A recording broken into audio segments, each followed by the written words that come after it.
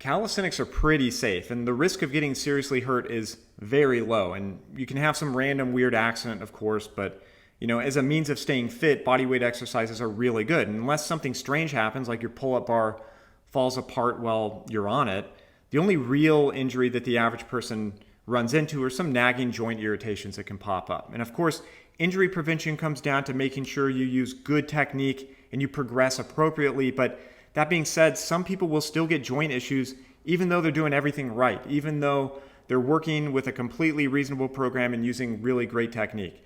And if that's the case, you need to look at your exercise selection first, because everybody's body is put together a little bit differently, and some exercises or variations just may not agree with you. And in some cases, it doesn't really matter how much you cut your volume down. You just don't tolerate a specific movement.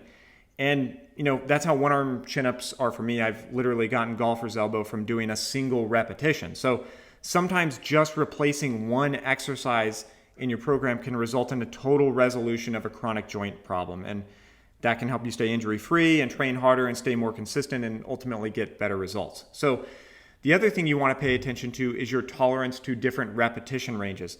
Now, everyone varies here, but some people might find themselves to be much more sensitive to higher reps, and others will be much more sensitive to lower reps.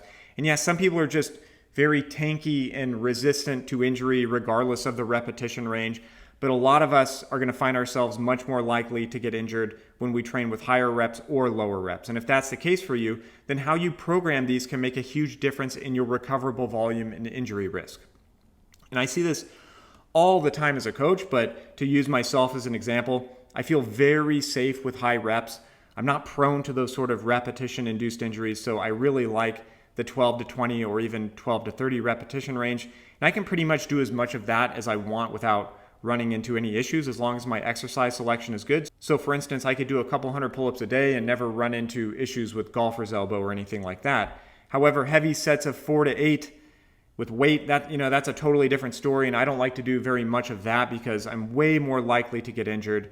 And it's not really a matter of conditioning or preparation. It's just always been that way for me. So maybe that describes you, or maybe you are the exact opposite, or maybe it doesn't matter for you, but if it does, it can be another piece of the puzzle to help you keep your training sustainable. So I hope that makes sense. If you guys have any questions, let me know. Thanks for watching. I'll see you next time.